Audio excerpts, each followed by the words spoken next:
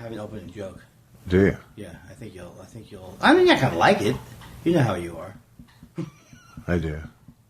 I have to say, I love the sound. I love the sound of a doggy. Whatever he's doing, drinking. She's drinking. She's drinking. I know some water. she's a woman. I finally figured it out, and you know why? Because, and I'm not afraid to admit this, Yes. of an unwanted advance on her part. What the? Why would you bring that in to this atmosphere even? And you know what I'm saying? You know what I said to her? I said... That was your opening joke? No. I said to her, if we sleep together, what's next?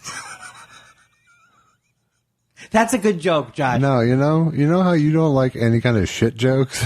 You don't like bestiality jokes? Not about my dog in particular. I can't even believe it. This is how you know we have nothing to care about anymore. In the old days, you could you get into a duel. Aaron Hamilton, Aaron Burr. Yeah. They got a duel. I don't know what happened. It's like talking about my daughter in a weird way. I don't want to talk about your daughter. I don't like a person who edges me into an unpleasant comment. Even Look, she's walking down the hall. Even now. the dog's going. Even the dog is going. You got your go to England haircut? Yeah, I'm going to England tomorrow. I'm so nervous already. Match my passport haircut. I'm nervous, man. Why are you nervous about the shows or the travel or everything? You're just Andying the whole situation. I think that I've decided that I'm probably it's all. I'll give you an example. I was listening to one of those. If you wouldn't, we're sunk. I was listening to one of those crime things. Oh, really? Right? Okay, maybe we are sunk. This is a new one called In the Dark. Okay. And the guy's telling the police. He says he's wrongly accused of this crime that we find out he didn't do. But he's telling the police. He's telling people, "I'm afraid." He doesn't think the police did a good job. He goes, "I'm afraid. What if the murderer buried him on my property?" And he starts talking like that. I'm afraid. Right. What So if what if you know how my potato? I don't know if he has a potato basement. He stores potatoes. A root cellar.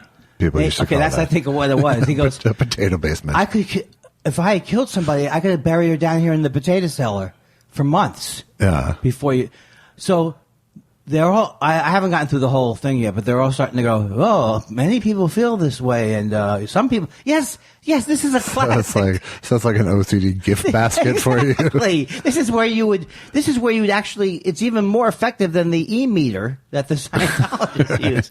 If you're afraid, if I call up the police. I could easily call up the police and go, "Hi, how's it going?" Hi. Yeah.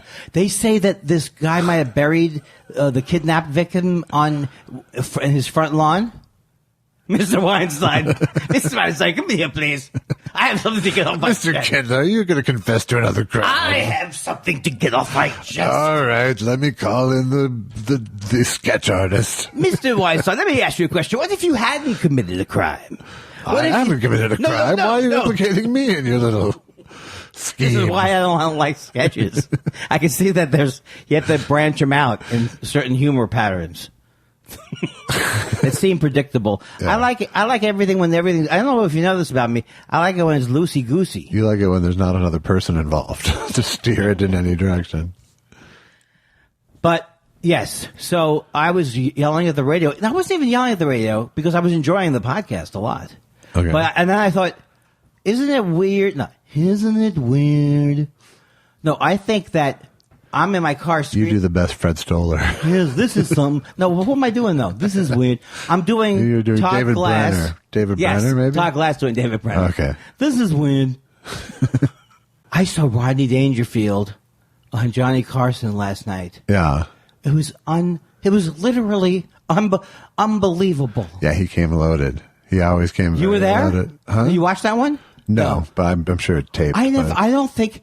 Here he comes back to Honest Andy again. Yeah. I don't know that I've seen Rodney Dangerfield perform. Yeah.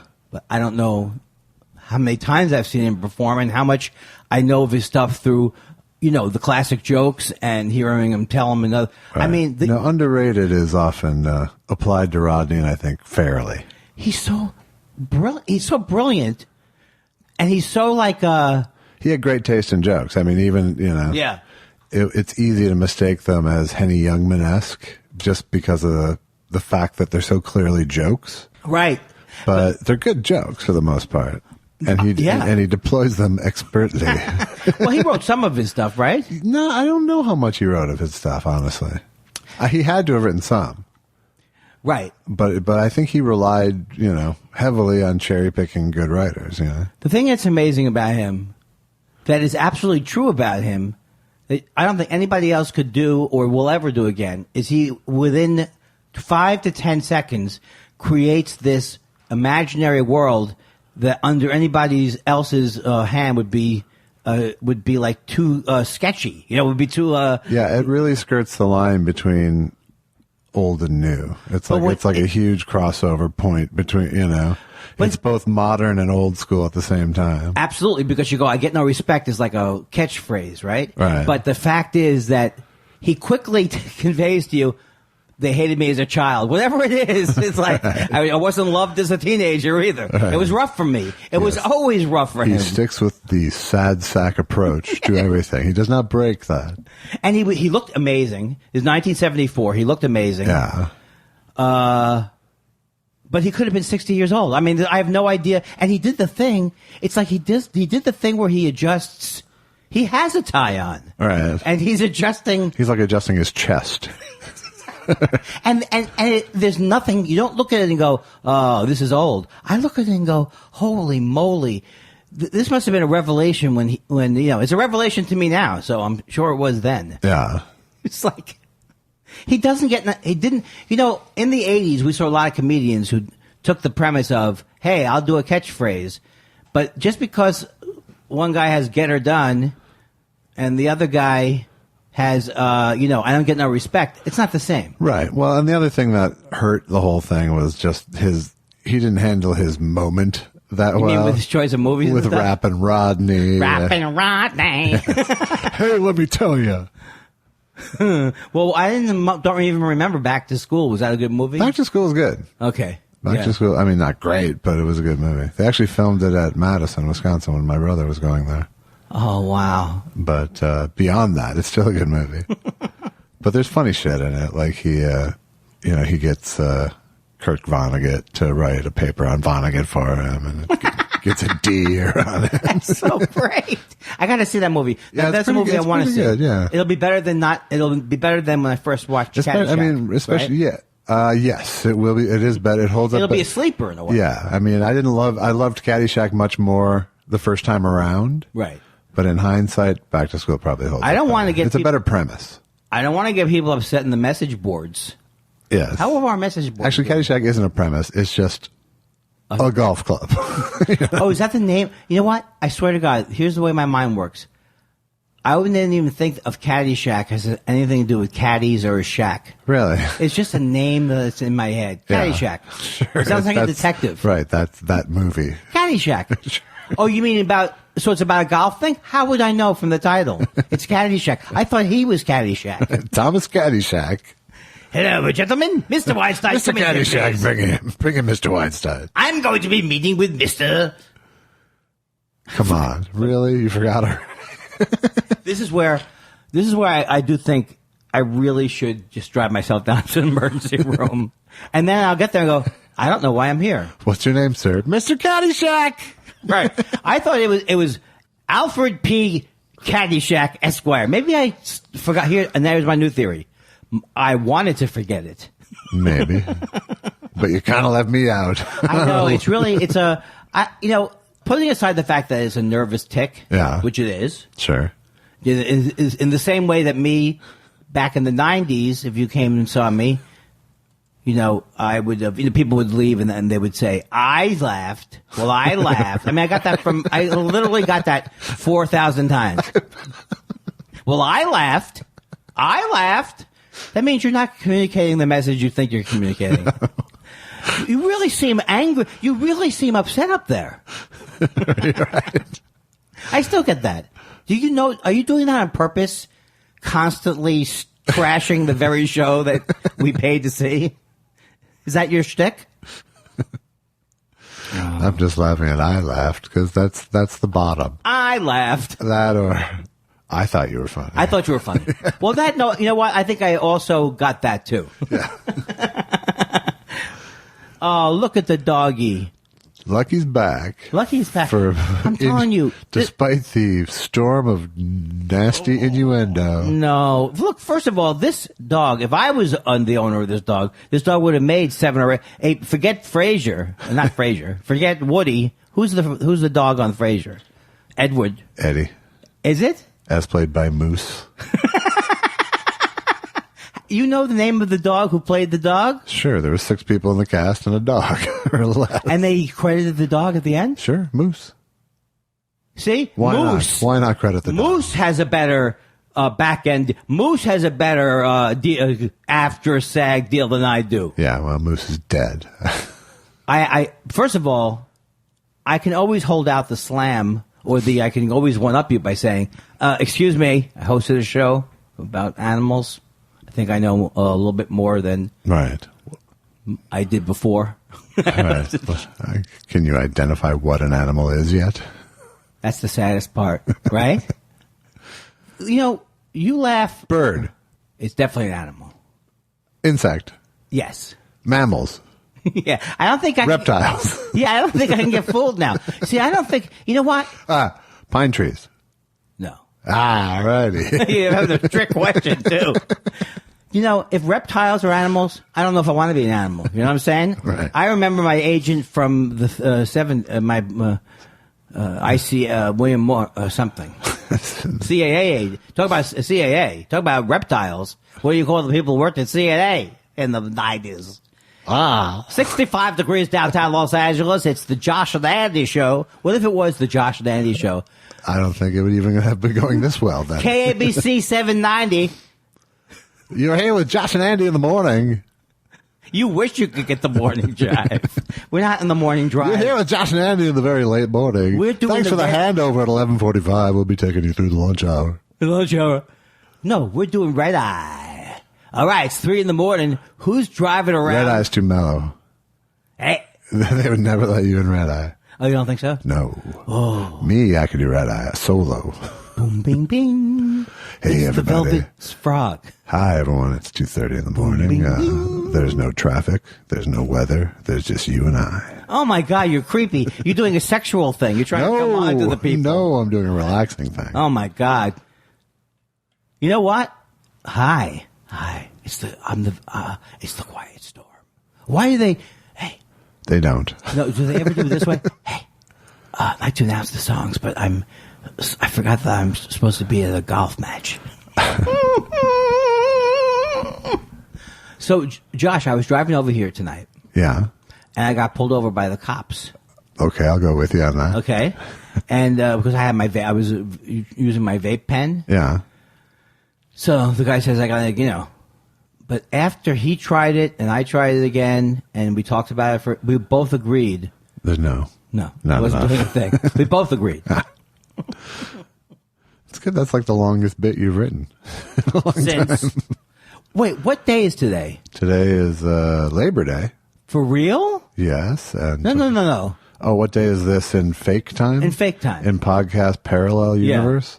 Yeah. You're still in London and there's still shows available. Thank you for that. You weren't going to bring that up. What? I was. I mean, God forbid. We were going to circle back to your London anxiety, I assure you. Well, I've been doing, the shows have been great. Can't imagine them being greater. Are you still selling any tickets now that reviews came out? Well, look, people need to put that behind them. If someone says they dozed off. Hey, what you read and what you see isn't what's happening. That's right. Don't believe what you read. So please come on down. I will be at. Do they say come on down? I don't think they do. Every time I promote something, I sound like I'm at the circus. Have you seen I've been promoting you?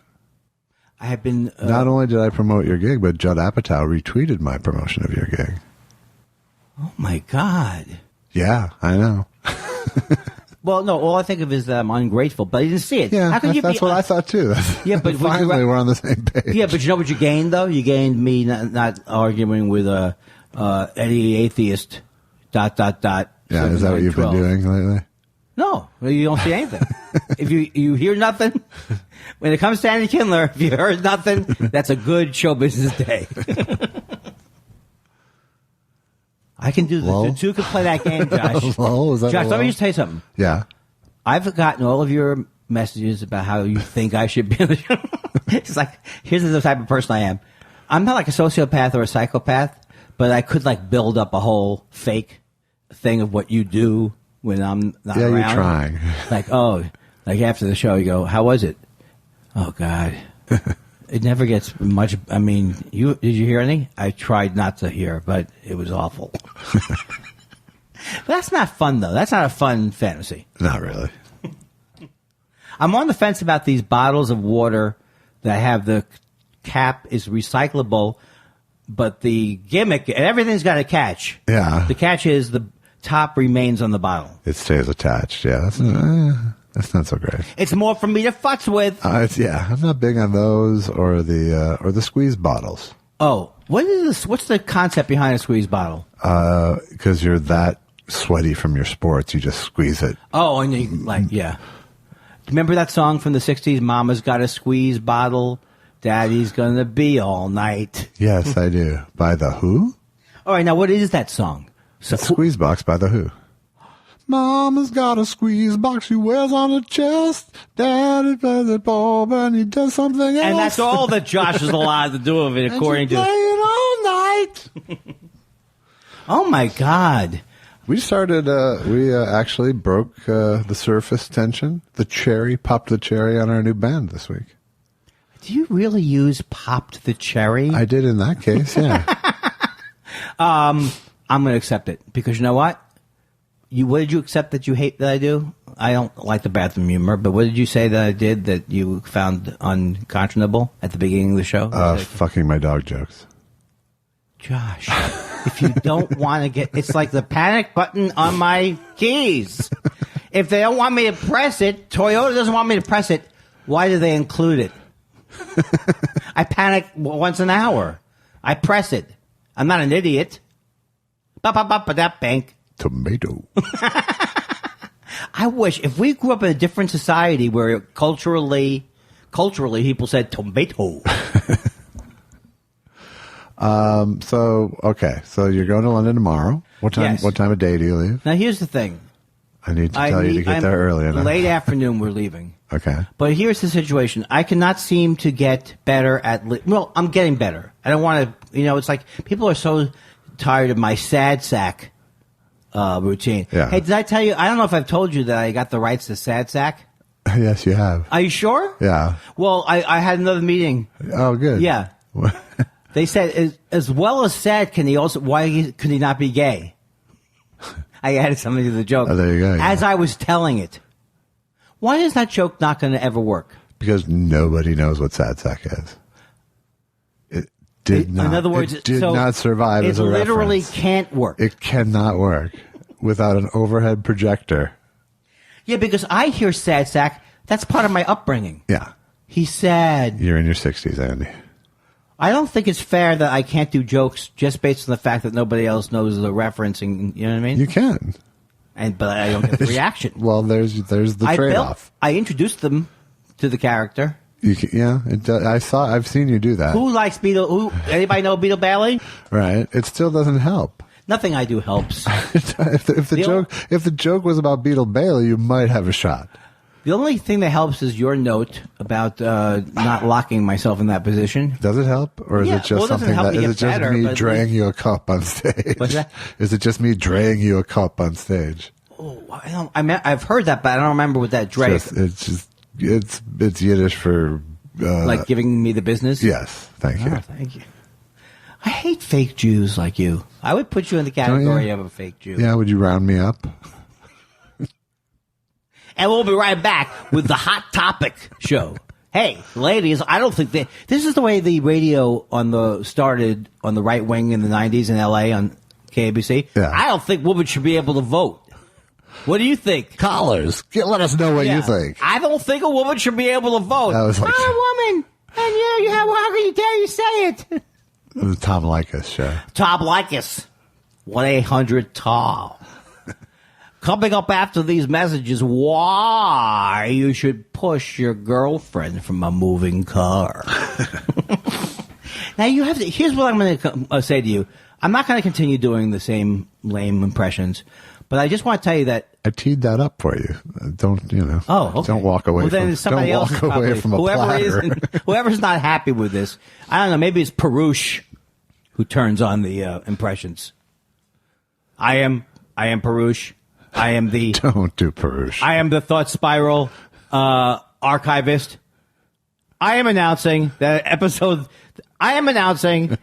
the change in tone. Oh, damn it! You lost your Perush flow. In episode 33, Andy was referring to Josh's shirt, not the other way around. At 34, I'm taking Perush as name, but I'm actually doing an impression based on my famous friend. You were doing Small Wonder, I think. Small Wonder. Is that the show that was on TV? Yeah. What was the difference between Out of This World and Short Wonder? Small Wonder. Small Wonder was the robot girl. Okay, I remember that. Yeah. So what was Out of This World? Something else. But how An alien, I'm guessing. Didn't stay on long, right? Short Wonder had legs. Small Wonder. Small Wonder had Get legs. it right. Hey, Small Wonder had legs. Sure, they were small. Yeah, fixed it. I did fix it. You did. People, the idea that once you've heard the joke, you're not going to laugh at the recounting of the joke. Right. That's true. Telling the joke is just the first round. Exactly. Yes. It's not about the joke. Any asshole, any successful asshole can put a career together and sell out arenas. Really? Very few have. Oh, yeah, because they're fucking bullshit. There is no person like that that's so not self-aware of their... Even I, during my naive years, was aware I was jealous. Yeah. That's true. But if someone you going... always had that. I fucking hate the Beatles. Why? Because of the amount of people who enjoyed them? It's bullshit. But your self-awareness about your jealousy did not turn down the simmer at all. Ooh, I think it did. Eventually. Eventually, sure. Well... This is eating me to death. If you are going to say in terms of time, every moment is now, that will I ever get upside down again? Will I ever get upside down again I don't know what I'm saying. I'm not high either. I did smoke a joint. Shh. I smoked a joint at 6 o'clock at night when I was over, and I don't want to brag, I was over the Westfield Fashion Square. You smoked a joint at the mall. I did. I never have done that recently. Yeah. I don't like to smoke indoors. Yeah. You smoked it indoors at the mall. No. Outside, so I could have gotten killed In the parking structure? by the serial, the Woodman Avenue rapist. Yeah. I didn't mean to say rapist. It's just gratuitous. The Woodman area. And now here's the thing. Why can't you just get high at your house? Like 3 seconds before I do that too. It's not like, okay. It's not like, no. This is, I'm going to the mall, is what I say. Okay. I don't want to continue the story if you're not going to be clicked to my clack. What could be more? I don't need a, okay, I don't need a, I couldn't care less, but go ahead okay. attitude. Okay. I was at the mall. Oh. That's all I remember from that story now. Yeah. You smoked a joint there, I hear. Oh, I smoked a joint there, and I loved it. That's what the security cameras told me. Ba-ba-ba-ba-da-bum. Misdemeanor. But, they could pull me over with the vape pen, and they would actually give me points. I'm more sober. I'm so upset I'm not upset, but I feel like I've come up with a realization that nobody ever knew, but you knew it. This is like week 3 of this realization that I'm not going to get high with vape pens anymore or try. How is the mail on that? They're 100% behind you. Well, anyway, have I mentioned that I'm at the Soho Theater? Yes. Till but keep mentioning September 15th. And the name of the show is I'm on the Ugly America tour. Because is there anything particularly ugly? No, I mean, is there anything that makes it a show? You mean, do I have a theme or something? Yeah. Oh, yeah, I have okay. First of all, it's an in-depth look at my life. Nothing is ad-libbed. Right. It's written or memorized. Right. Alphabetically. It's neither memorized nor written. Right. It's Hey, London, if Andy freezes up, just call out a letter. A. Yeah, if I can't remember. Don't do A, because he's going to A. But do you know that now that you say that, I only have in my mind 5 or 6 letters that leap out at me. Okay. Which I'm going to go to see a doctor about. Do you have anything like that? Maybe you should go just write the letters on a card. Beep, beep, beep, beep, boom. Maybe they should say, maybe you should write in your card, why don't you just solve your psychological problem and get on with it, asshole. You've decided it's a psychological problem. I can't believe how great the shows were the first week. No, we can't do this. In real life, it's Labor Day. Yes. As in England, what they call it is Monday, right? Is that the way the joke goes? Or labor with a U. Oh, I'm tired, and I'm going in the morning or in the afternoon, and I don't enjoy travel. No, I know that your brother bought you business class. What do you want? Why do you know that? Why does everyone know this? Because you told us this on Why the am show. I telling people on the podcast Because this? you tell us your business. Well, also, Jeeves, his butler, called me today. Yeah. And I said, Jeeves, this is a pretty hacky name, I said to It him. really is. He said, go talk to Daddy Warbucks about it. He said, go to ask.com with my problems. Okay, I'm sorry. Wow. I thought... Classic 90s. Andy Classic Kindler 90s coming at you government. after the top of the hour. Have you ever noticed these people who wild Now it's Miller on the sixes. Hey, Cha-Cha. We Hey, got problems on the 405. It's more snarled than a British something's tooth. I love... Have you ever done Dennis Miller in the jet copter? We've done Miller on the sixes. Yeah, but this is him. He's in a jet copter. Hey, everybody. I'm high over the 405. I'm literally high right now over the 405, Chooch. I'm looking down on you. I mean, that's how I usually exist, but right now I'm looking down on all of you in a very literal way. That was very good. Thank you very much. The thing is, if people say to you, what do you bring to the table? Nothing. I bring the table. No, you had 2 things going there. Impression and the sound effects. They were both equally effective. And text. Don't forget the text. Oh my God. You know what? No matter how this podcast could be going, there would still be a lull. Because life has a lull. Life has a lull, that's right. Usually this lull will be filled by us chewing. But I'm saying is, a lot of times I'll be home with the wife. I call her the wife. Yeah. And I will make a sound like, oh. We do a lot of sighing in this house, actually. Yeah. It's Jewish. It's very Jewish. Yes. And it's odd. I don't know. See, I don't have any commitment. So here's the thing. I think I'm losing my mind. Okay, so I'm going on the trip. Right. I'm nervous about it in a way. Okay. But you're nervous about just travel in general, first of all. Travel in general, but it's only pretty when I smooth think sailing. about You it. got the nice business class. Yeah. Just take, Oh, no, I'm excited about that. I don't want to get off the plane as far as I'm concerned. There you go. But then we had to get an Airbnb thing. Yeah. And that was the first time we did that. I don't get any money from them, but if You're staying in someone's flat. Yes. Yeah. If you use Andy and Susan at checkout. Yeah, because first of all, the thing that's great about London is how cheap and amazing the hotels are. Yeah. The hotels, we had a room that was the size of a broom closet or whatever the last time we went there. Yeah. Or whatever it would be. A funnier small room. Yeah, look, you know what I don't like? If I don't have to be funny all the time, you put your own funny small hotel reference in there. So you can't really... Smaller than a Smurf recording booth. You can get better place to stay if you use Airbnb, but I have never used it. But then you got people germs. Don't remind me of this. This is exactly why I don't want to do it. I figured. But you know what else I found out? You were wrong about the fact that people have never stayed at the hotels before. Oh, really? People germs. I thought how many people have slept in that hotel bed? There are people who, right, the next night, just by the law of averages, All right.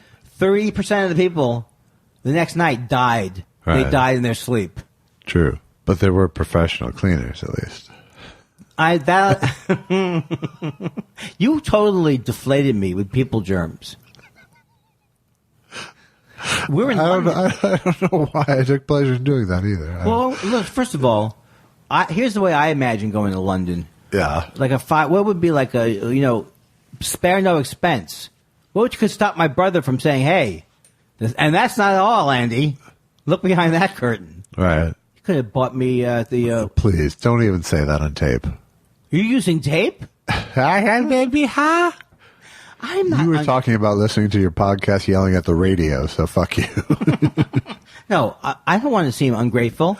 And I don't... But I am, at the bottom level of myself, greedy, envious, unsteady, prone to... Smallness. Is the flat you're renting? Stop trying to pretend like you've said something. Is the flat you're renting near the venue? Susan found it. I don't know why this is not podcast. I mean, I'm announcing it like I'm on the Sixes. Well, actually, Susan is very good if it's about where we're going to stay and what it looks like. And so she found it, and it happens to be a 15-minute walk from the Soho Theater. Okay. Or a much shorter Uber. Yeah. That's true. But I don't know why I'm comforted by the fact that I can walk there. Whatever it takes. It's not working completely, Josh. No. I'm still aware that there's Trump. Not fully comforted. Yeah, because It's still Trump. You told me that you really thought Trump was going to pull it out of the fire finally. Yeah. And he'll see the light. Absolutely. I thought after the 300th ghost visiting him. That'd be the worst. For all we know, every Christmas Eve. Every Eve he has 50 ghosts that come to him. Absolutely. He lives in the White House. I want those ghosts out of here. What ghosts, sir? The ghosts that are in my dreams. Okay, sir. Mr. Weinstein, please come in here, please. Yes, Mr. Kindler. We are all very tired. All right, look. I bailed so quick because I really didn't want to go into it. And I didn't want... Then, because here's the thing. If you have no material, then you're just doing the voice. Oh, Mr. Weinstein. Boop, boop, boop, boop. People see right through it. It's true. They request Mr. Weinstein material. They do, and then you just don't provide it. Sometimes I do. I'm working on some bits right now that are at the lab. You're sending them out to Rodney Dangerfield's writers. Oh my God! I can't remember what he said. But like him and his wife, he's got problems all over the place. I got problems. He's got the kids have problems. Oh God! But that's not going to be. I wish there could be just a show with me remembering all the great things I've seen. With like a TV show? Because you already have a podcast. No, I mean veering the show more to just that, like Reminiscence Man. Yeah, okay, yeah. Let's base a show around your fucking memory. Or yours too. Hi, it's Andy and Josh. Hey, how are you? Remember the Slinky? Walk downstairs, little pairs. Now I use heavily Pogs. Pogs? I love Pogs. Now I miss the whole Bratz. I don't. You know what? That's the thing that bothers me. I have when I think of references, I always have to remember Uncle Fester before I'm going to remember. Like that's your grand calibrator. Yeah, I'm going to remember something ridiculous like Uncle Fester before I'm going to remember the craze in the '90s after Pogs. All right. I think it's Teenage Injured Turtles. Have you ever seen those? It's not. It's a knockoff, but it's a knockoff. And it's just broken Teenage Ninja Turtles that were returned, and they sell them as Teenage Injured Ninja Turtles. No, they're Injured Turtles, and they go, guys, we got to go. I've never seen the show. Hey, guys, we have to go rescue the thing. I can't. I'm injured. My back is thrown out. Doctor said I can't. No, I like it better when not funny? I like it better when you bail, frankly. You have no respect for someone who's trying. Huh? Huh? Maybe you should think about that. I don't know. Show me Mr. one. Cool. When you see one, let me know. I don't think you saved that last one with your delightful delivery. Let me see you. Let me know. All right. I'm sorry. I'm not going to. Ooh. I'm not going to fight anymore. Let's not fight anymore. You're not before you leave. Not before Daddy leaves on his trip. So I'm nervous. I always get nervous about traveling, but not like only. It's only when I think about it. Yeah. So I'm trying not to think about it. It's all good. Yeah. It's all a good thing. I have to breathe in the moment. You'll watch some movies. Yeah, I will. You'll get to choose your food. Maybe it's because I feel. When Obama was president, I flew more comfortably. I mean, in my head. Yeah. But it's like, I feel like if I leave for 7 or 8 hours, I may be needed. If something horrible happens, Trump does something horrible, and I'm not around to sarcastically remark about it. There's a good chance that there's a Wi-Fi available. Okay. No. Here's what look. I went to London in 2005, and I found a ticket when I went there. And I didn't love my performance. Yeah. So what? So because I was trying too hard. Well, that was 13 fucking years ago. No, I'm not worried. It doesn't make me worried now. Okay. I should preface it by saying, when I was there last time, I was trying to. You shouldn't come in and go, hey, you think they'll like me like they loved Bill Hicks? That's not a good thing. Probably not. No. But I'm not going. I don't like you like I like Bill Hicks. No, but I mean, I really, I was really like, I have to do something. Right, you have to be the important American. Here it comes. Yeah, well, that was dumb. Now you're better. Right. That is true. You're both better and smarter. I am better, too. Yeah. But I think that's also a mistake, because a lot of people may say... Listen, you're a professional comic. You can't fucking jinx yourself by saying it's going to go good or it's going to go bad. That's you just true. Can't fucking do it. Stop it. That's nice. That's a nice attitude. But the thing is this. I think age, and this is what I tell the networks... Yeah. When I say, look, before I pitch, can I take a nap? I say, look, you get with things with age that you don't get with youth. And they say, what? And I go, I cannot remember them. Age is just a number. Can I take a nap? 20 minutes is just a number. Because you know what the kids want to see? They want to see people who feel hopeless. Age. Right. They like people going down that final road, depressed. Here's the thing. People think they're going to cheat death by inventing the Ant-Man. Is it the Wasp? What? Is it the Wasp or the Ant-Man? It's both. Okay. All right, I got nothing. I'm officially out of material. Well, my mouth is dry too. Oh, that's good. I'm going to take a sip right now. And remember the lid. Hey, at Schmergel's Water, the lid of the top of the bottle is never far from your mouth because it stays attached. Like a bad penny that you can't give away. You know it's good water because the cap touching your nose. Wow. If I wonder how that would be if I could have breathed through my nose. Instead of having I didn't even know a plastic could cut. I had a plastic cut. Ladies and gentlemen, 65 degrees. It's all Labor Day night. We're going to go all night long here. It's the Thought Spiral Telethon. Yes, now call in, and we want to know, what's your favorite Labor Day memory? Oh, my God, Andy. What's your favorite? Andy, I thought I had a dog on I want you to slap yourself. Why can't I be hip or cool? That's what I keep asking you off camera.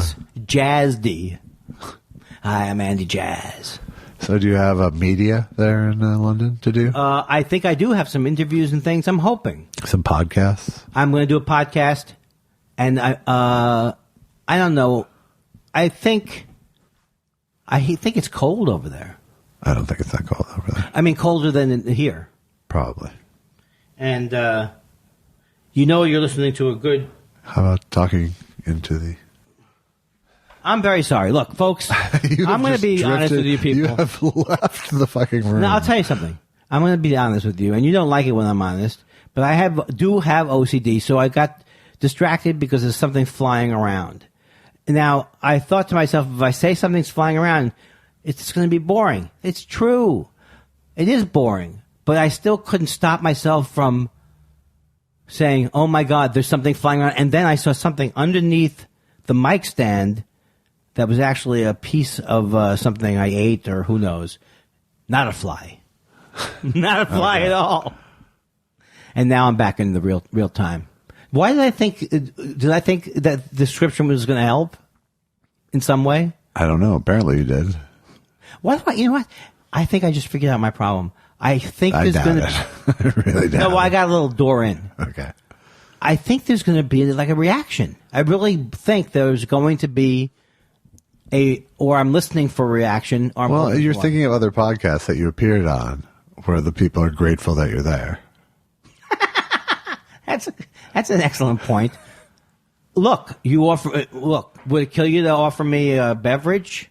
You already have done a monologue about the one you brought along. And why are you drinking out of a Greek cup? A Greek cup? A to-go cup, God. if you will? Okay, let me pull out of this right now to say this, Josh. When I saw the fly, who should die as far as I'm concerned, it triggered my OCD, which sounds hacky to say, but it did trigger my OCD. And then I thought I had to save it, and even that line about the cup was me still trying to recover. It was really about the fly. Yeah, still about the fly. Okay. And you have why is your cup Greeked? That's when I feel like I'm in a sketch that I didn't write. Yeah. And I'm playing it too Jewish. Well, should we... take a break? No, we can't. It's We a little can't. early. It's too early. But it's Labor Day. It's Labor Day. Folks, we're going all night. You know what would be great for our special Labor Day show? Yeah. In the second hour of the show, we're going to have friends of ours who have... what's the holiday for? Labor's and union. Is it a union holiday? Yeah. Oh, I'm into it. That's the labor. You know what? This character who doesn't know anything, which is actually just me, Yeah. it's not going anywhere. I mean, I think I remember what things are, but then I block it out because I also know what Arbor Day is. Right. It doesn't help me. It's Tisha B'Av for Goyim. Folks, if you were No, hip, I'm sorry. It's Tu B'Shvat for Goyim. Tu B'Shvat. You know what? But I knew what you were saying, so I took the other holiday as being the right holiday. Right. And that's how lying starts. That's right. It's just the rhythm of the truth. Right. Truthiness. That's not my bit. No, that's not. So should we talk about Louis C.K. since we're going to have to talk about Louis C.K. at some point? Hey, you know what? I'm always up for talking about Louis C.K. I can't believe. I mean, it's pretty amazing how it's sustained through the entire week. All right, now here's the thing. I'm going to be like an avid listener of the show or some other show and say I don't even really know exactly what happened.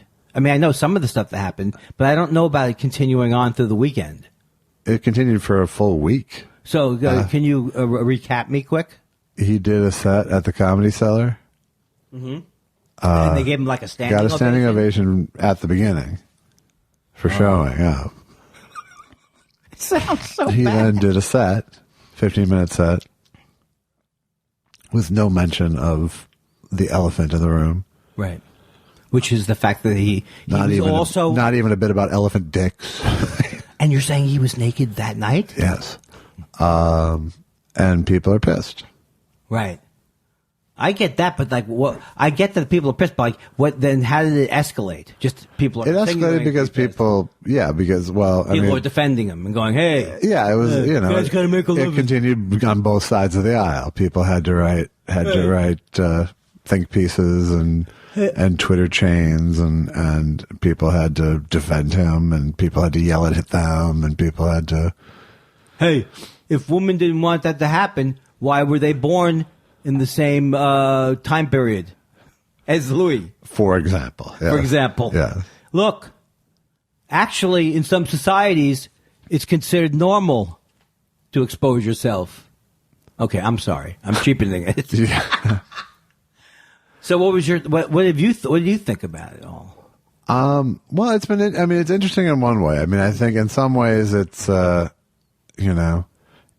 it's definitely a warning shot across the bow to oh, you think you're going to do a new fucking show, Matt Lauer? Oh, Charlie Rose, you think you're going to have a new talk Right. chat show? But they haven't tried it yet. No, but there's talk. Those things start. Oh, they're in the works. Yeah, those kind of things start bubbling up, and you start seeing feelers in the thing. But so yeah, I mean, I don't blame him for trying to see is it time yet, but it was like, he lost me because my only hope for him was that he would be the guy who could talk about it. Right. You know what I mean? The guy who was, so much about truth and facing the truth that he would come back and at least fucking talk about it. He has done nothing to earn his way back. Right. Other than wait 9 months silently. Yeah. But he's done nothing visibly productive on the issue or, to make anyone think he's the least bit fucking sorry. That's true. And so, so I think if he comes out and does 15 minutes about this shit, I think it's a whole different story.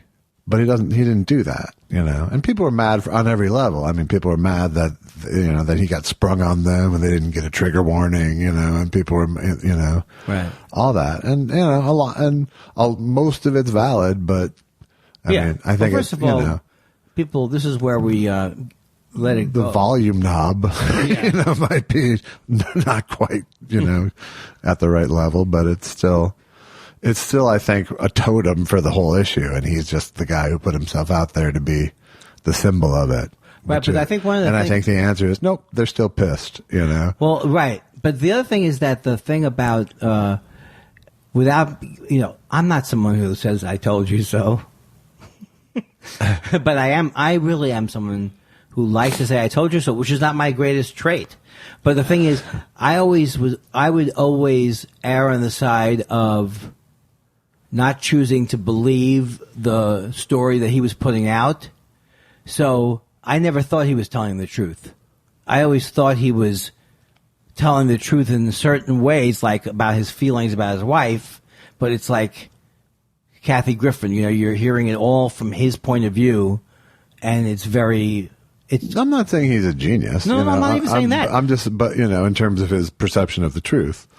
But no, but I mean, he was able to say truthful things, right? But part of it was a scam. I think that's all I'm saying. Well, anyone who's turning the truth into jokes is running a scam, in some way, Yeah, but are you saying that my act is as hurtful as exposing yourself in front of a thing?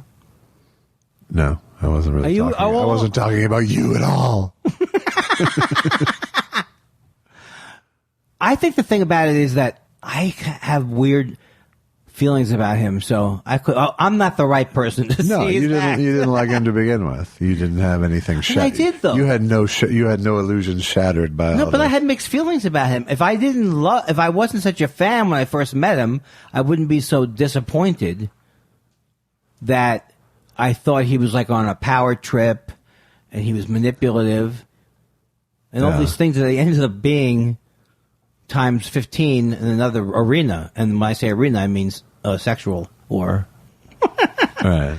I'm just saying the word. Look, no one likes talking about these things, but I have a book coming out. But the one thing that it's the facade that he put up at least is that he is willing to face up to shame. You think so? Oh, just by coming back? No, I just mean that's sort of the facade of his persona before. But if you look back, and I don't want to keep making the same point over again, but I am annoying, but like if you look back, even in his show, a lot of times he was the innocent victim of other weird people's things. Like the weird sexual things would come up, but he was very passive in it. No, not always. That's not true. Why do you have to make it an argument? Like, what do you mean? I mean, he didn't portray himself as the woman who wants to punch him and. He did portray crazy people, but he didn't portray himself as being the normal guy surrounded by weird people. I think or the unselfish guy. I do think he saw himself. I do think though that's maybe why I can't watch or not a good judge, because I always thought he did kind of present himself as hey, these things are out there. I'm just walking down the aisle of No, I always thought as I'm a filthy piece of shit going through the world, but these people are fucked up. Okay. Well, then, are we so different, Josh? And so, and I think he could have, leaned a little heavier on the I'm a filthy piece of shit angle for his comeback. I don't think he feels that way. Well, I mean, that's clear now. Oh, but you know what? I think he went the incredibly cowardly way, which is to just try to see, let me go and see if maybe everything's fine. Right. That was what he was trying to see. Maybe if I just don't do anything about it, it's been 9 months, maybe everything's fine. And that's what pissed everyone off. Well, here's the other thing, too, is in the way that you would think of the cliche of stand-up comedy, he would put a disguise on and go to Sal's joke joint. He did apparently go out to Governor's first. I stand corrected then. Much less publicized. That's the club I bombed in. Yeah. And it's all a secret. The thing about it is that here's where the problem is societally, Josh, is that for so long, as a white man, I can claim that I was aware of all this. I was aware of all the horrible things happening to women, but you're not aware of it like women are aware of it. And so, some of this stuff that's I don't know. Man, you just walked out on this big sanctimonious fucking limb and just sawed it off. I don't know. I was saying some of the stuff that's... Oh, damn it. I have something happen to me. Do you think it's systemic, or you think it's self-induced, like I have the yips? I think you have the yips because part of your brain is going, I have to go to London tomorrow. I have to go to London tomorrow. I have to go to London tomorrow. No, I think it was the subject matter of what we were talking about. What was the subject matter? It was women and Me Too and Louis C.K. Oh, okay. No, here's what I'm saying. Okay. I have never... Oh, God, thank God I remembered. I've never been in the situation where someone has come on to me and it was really creepy. It's never happened to me. Yeah. But when I saw like Trump in that Access Hollywood tape, and then the woman comes out of the van, I felt so creepy. You feel like for the first time I felt really, really creepy. Like, oh my God! Not that before now I thought it was good that there were men like this, but you just could feel how sickening it was. So every time you look at me, all I think of is that your superpower is to will me to forget what I'm saying. No. I know you don't want to. I know you don't want to. My superpower is want you to have a point. No, it's like, please have a point. Yes. Yeah. Everybody wants So what I'm saying is, here's what I'm really saying. I'm saying it's been so long that society was use words like casting couch, and we're able to go through these abusive women and kind of keep it like a cocktail story. You know what I mean? Just the fact that people... Well, yeah, everyone societally accepted it was the cost of doing business. Right. So all of a sudden you have the situation where this person has done something even more extreme than you would know. Well, I don't know, extreme. You use your job as power, or you use your penis, whatever the thing is. That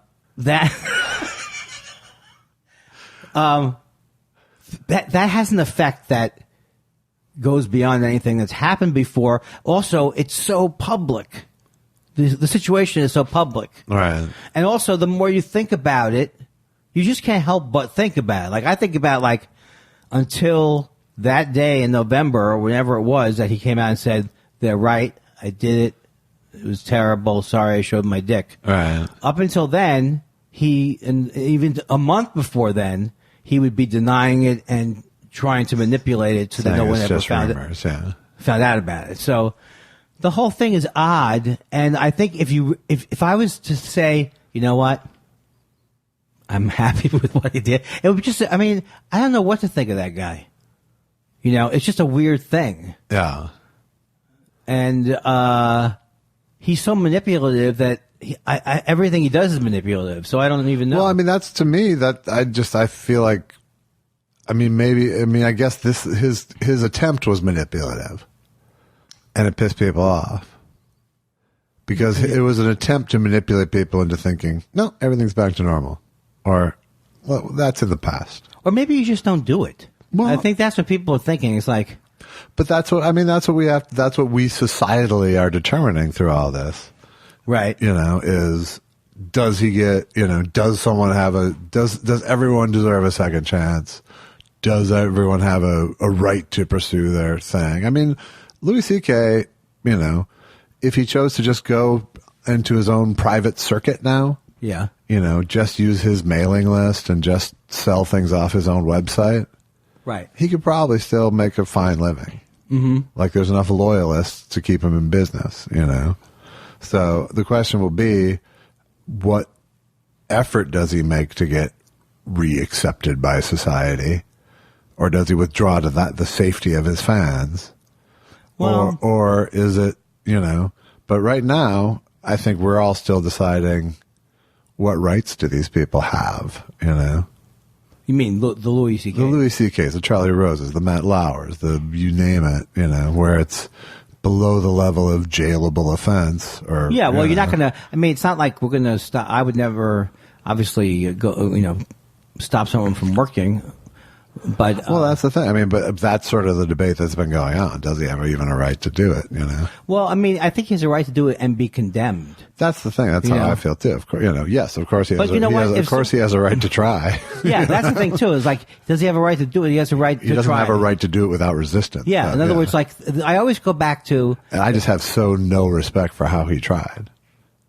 Well, but the thing is, I can't get past the thing that so much about what people liked about him was based on the fact that he was joking.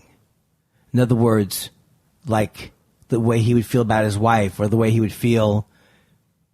It's like it's mean what he would think about his wife. Right. But then you would go. But that's what I mean by him portraying himself as a piece of shit. Right. But you would go, this is just a caricature and this is whatever. People resonated with that part of it that was just funny. First of all, he's a funny person. So that he could say, unfortunately, if Hitler had been hilarious, I wouldn't have denied it if he was. You couldn't. In other words, if he went into impressions and you've given it up for Trump jokes before. Trump occasionally is funny. Yeah. But it doesn't help that he's funny. He's funny in like the way my grandfather could be funny. Right. Hey, you're a good kid when you're asleep. That kind of thing. Hey, I'm an enemy of the people. Hey.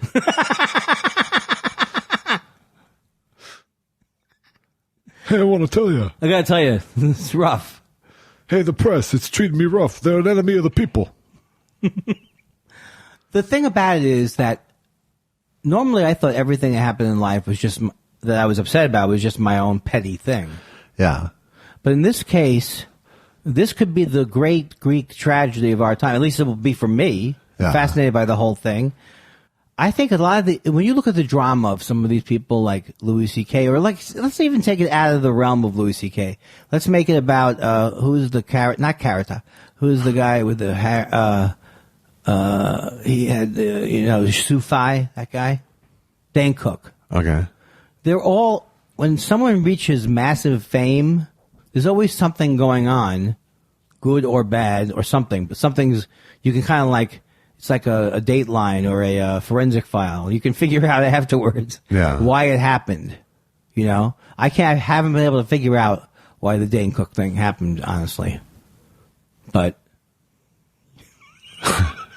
here, Josh, let me tell you something. Yeah. I go into the sentence with a point, and I know what I'm trying to say. Yeah. And you're looking at me. You're not encouraging me with your looks. Should we start doing this by Skype? No. First of all, don't ever stop believing in me. Don't give up on me. Okay. Don't you dare quit. I got nowhere else to go. Yeah, and I never saw that movie. I just saw it the other night. Is for it the the first French time Lieutenant's Woman? No, it's An Officer and a Gentleman. And is it great? It's a good movie. It held up slightly better than I thought it would. Oh my God! This is like Josh basically cavelling with joy over the movie. Oh yeah. We got into Dane Cook, and I don't remember why. I don't know. You're the one who split it off. Louis that C.K. way. Yeah. These things are fascinating. Oh, we're talking about the toxicity of fame. The toxicity of fame. So I know it's a very weird thing because Louis was good at being charismatic too. Because I was always like, oh, I want that guy to like me. He must be really, he makes crazy films. But I could feel that envy about anybody. So that's not necessarily indicative of anything. But he had, when he would tweet about, hey, I'm looking for Schneider 24798 loop apparel wide zoom. I think that he is aware of how he's always coming across, which, I could be that way too. But I have no fucking idea what you're talking about. In other words, he's on Twitter. He tweets, I need a Schneider lens or anybody, where he calls attention to himself. If anybody has this lens, please let him know. But he's also letting you know he knows about these lenses that you don't know, I've never heard of before. And then the people. When did he do this once? 5 years ago? Look, I'm not going to get in an argument about this. Here's what I'm going to say to you, Josh. My attorneys have. This could come up at trial or something. The things that stick in your fucking craw. Wait a second. Hold on a second. Louis C.K. wasn't even in my wheelhouse this week. I come in here and you're like, you're all wound up. No, I just thought that someone would ask a question about it and I knew it was going to come up, so I figured we might as well get to it. Yeah, I can't focus enough on him to get, but it is going to be strange. Everything's strange. You can't just like, it's like you can't, it's even hard to have an opinion, like the Michael Vick thing. Like, it's hard to have an opinion that's to put someone down who hates him for that. You know what I mean? It's like absolutely no. Yeah. I think Michael Vick's a different situation because he actually served punishment. Right, but I'm saying and that's what's missing. If Louis C.K. went to jail for a year, right, we wouldn't be having this conversation. We really wouldn't. But I think that is what pissed people off on a gut level is that he hasn't paid anything, aside from losing TV show stuff. Right. He hasn't done anything restitutive. No, because he's just kind of like waiting for the storm to blow over. Yeah. Well, it didn't work. So what's my excuse for not for why I can't get out there and because you haven't paid for your crimes either. Oh, Josh, don't do that. And now all of a sudden, Thought Spiral turned into Thought Death. Thought Death. Look, I too could stare at you blankly and then trigger all kinds of things. Not so far. Because I don't choose to do it. I'm real. Okay, well. I'm real. I don't see the microphone as a weapon and the show as some kind of a Dungeons and Dragons. Is it Dragons? Well, going to help you with your insult? Dungeons and Dragons spinoff. First of all, anybody out there and you're over 21 and you played that game, just stop talking about it. And with that, let's take a break, I think. That's a good time to take a break. Yeah, let's... I have to go to London tomorrow. Oh, sorry. Are we playing... Do we introduce the music before the break? We do, generally. Okay, what do we got? Sorry, my apologies. Then we can come back and pretend like we were only gone for a song's worth. Don't ever break the fourth wall. People... And don't do that mocking thing. What should we do? Let's do an Allison song. Let's do an Allison and I song. Let's do... Here, since you brought up nerds, let's do this. This is a song that she and I wrote together called Ticket to Roswell. I love that name. Riding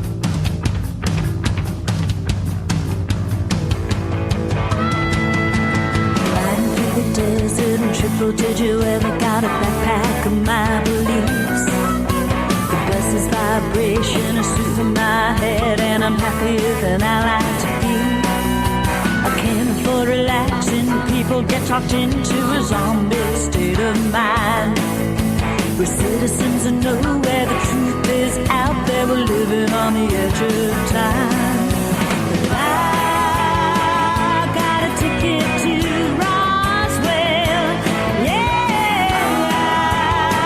I got a ticket to Roswell.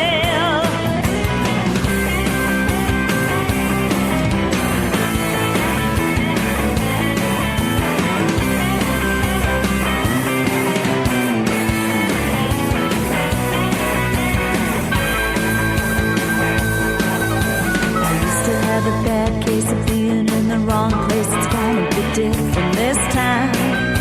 My mother and my father claim I'm their daughter, but I'm convinced they're lying. Others feel like I do. I know they'll be there too, waiting in the sand. I'll meet them on a big ship that takes us on a trip to a place we'll understand.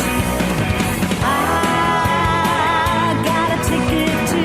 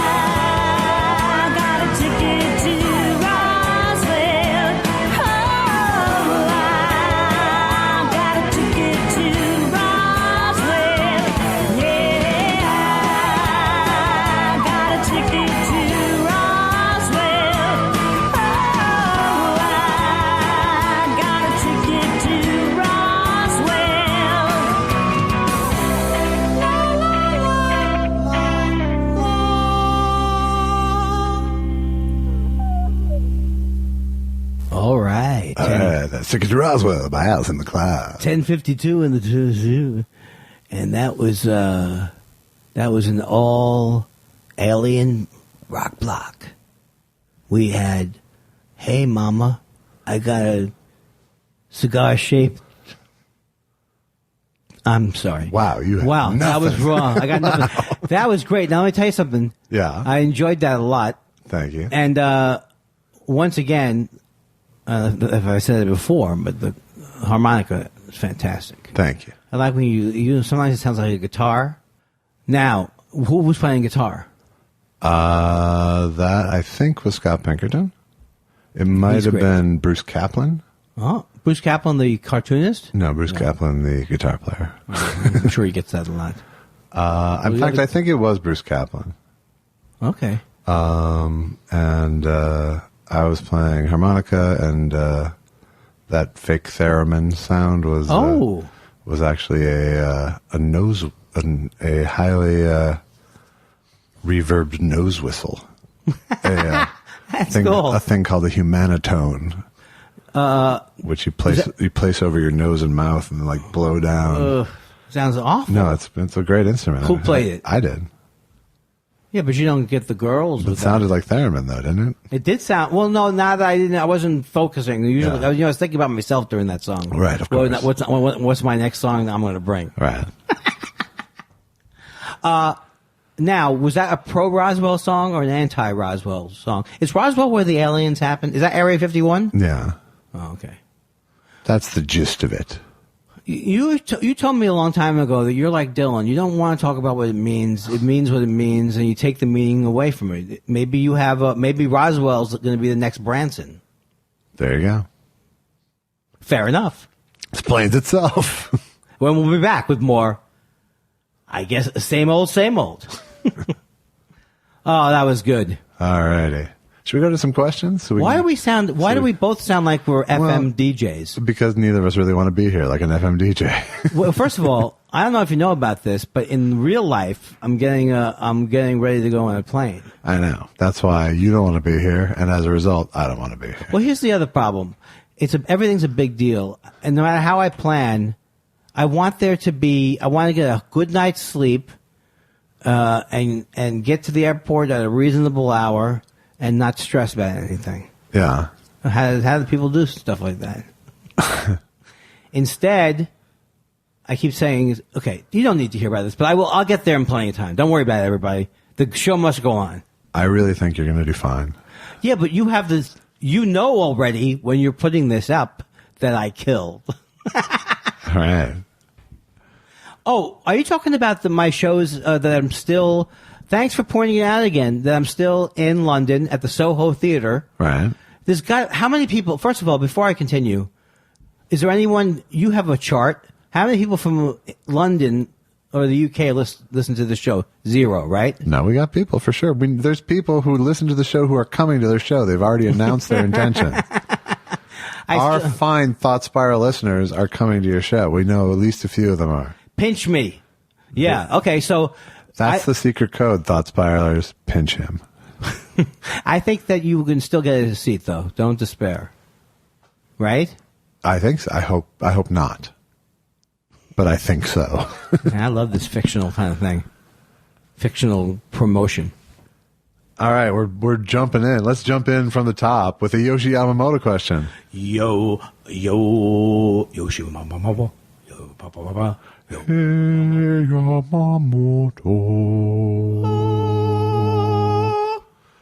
Fellas, I need to pull a Peruche and set the record straight about a piece of Thought Spiral lore.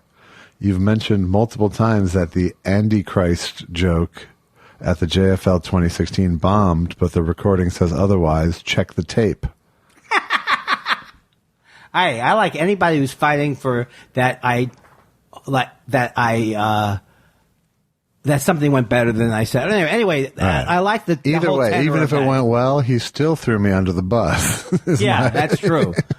He acted like it didn't go well and still went. Check the tape. Throw it on me. Check the tape. Check the tape is going to be the new clean the heads. Andrew Dempsey says, you recommended Goliath. Outstanding. Really great. Also, what's your favorite performance ever? As in live recorded stand-up films like Pryor at the Strip, etc. Does stand-up degrade and lose potency over time compared to, say, music? Daft question. It clearly does. Well, I don't know. That's sort of self-contained there. What's your favorite? I'm going to go with the first thing he said, which I think is Pryor on the Strip, right? I don't know which one it is. The first one was Richard Pryor live, I believe. I think that's or what live I'm in talking concert. That was Pryor's favorite, I think. Yeah. I think that's the one I think was the best. Everything with him was the best, though, in terms of everything. Oh, God. Everything with Pryor-oriented would be up there. I'm trying to think. Some things don't hold up, but some things do hold up. There's lots of things that don't hold up, but I think, there's a whole lot of like 1970s to, through 80s comedy that just doesn't hold up. But I think, I don't know what my favorite, I think there's like things that were super important kind of to me, like there was, I've talked about this before, but there was like early on in HBO, there was a Best of On Location special where they had showed everything from the first 10 years of their comedy coverage, which was all these much older acts, the previous generation acts. I don't even remember that series, On Location. Yeah, that was their original live. Is that what Richard Pryor's thing was? No, but it was like that was what Robert Klein specials were and the early Carlin specials were. Right. And they did a bunch of, they did Red Fox, they did a bunch, Myron Cohn, they did a bunch of sort of more Borscht Belty comics. And I remember seeing that as a kid. It was like 1981 or 2 it came out.